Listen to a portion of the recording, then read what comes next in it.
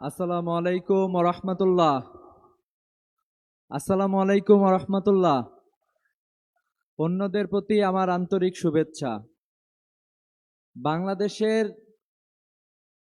জুলাই বিপ্লবের পরে বাংলাদেশ যখন নতুনভাবে চাঁদাবাজদের উত্থান ঘটল, আমরা ভাবছিলাম যে বাংলাদেশ মনে হয় জুলাই বিপ্লবের মধ্য দিয়ে নতুন এক ধারায় প্রবেশ করলো।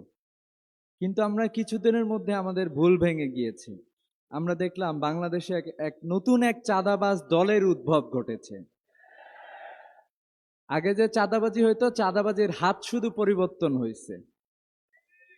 চাঁদাবাজি, দুর্নীতি, ব্যাংক লুট করা, এটা তাদের নিত্য নৈমিত্তিক ঘটনায় পরিণত হয়েছে।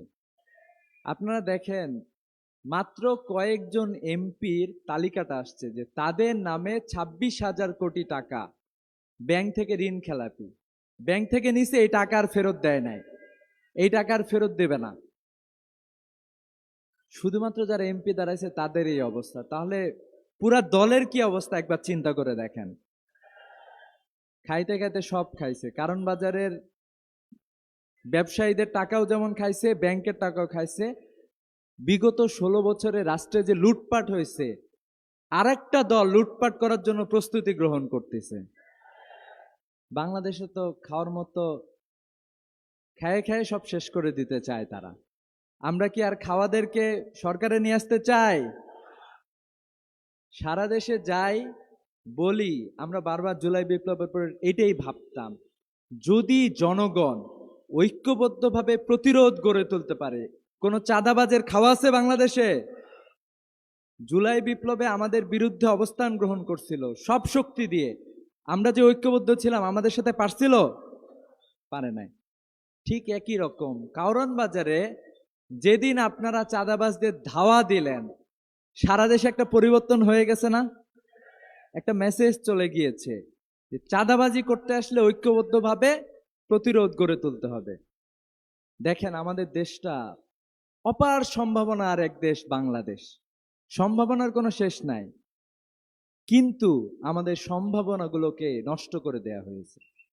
আমাদের জীবনে যে বরকত ছিল, বরকতটাকে নষ্ট করে দিচ্ছে। বরকত কিভাবে থাকবে? একজন কৃষক ফলাচ্ছে ফসল, 10 টাকার ফসল ঢাকায় আস্তে আস্তে 110 টাকা।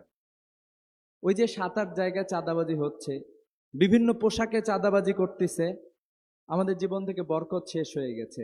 আমরা কি বরকত ফিরিয়ে নিয়ে আসার জন্য প্রস্তুত আছি?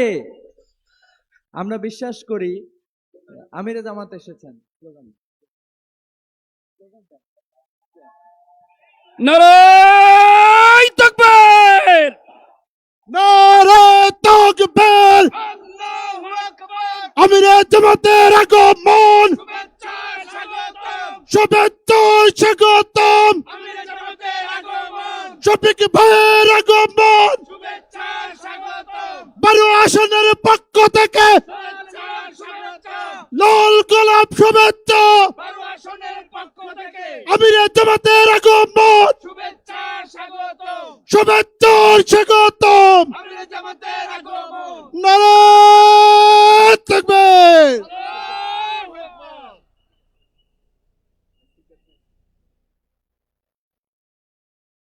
আমিরে জামাত এসে উপস্থিত হয়েছেন। তো আমরা যেটা বুঝলাম যে বাংলাদেশের জনগণকে ঐক্যবদ্ধভাবে ইনসাফের পক্ষে অবস্থান গ্রহণ করতে হবে।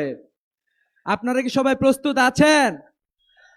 আমরা যদি ঐক্যবদ্ধভাবে মিলন ভাইয়ের হাতকে শক্তিশালী করতে পারি, ভালো লোকদেরকে সামনে আগায় আসতে হবে এবং এই আসন সুন্দরভাবে সাজাইতে হবে।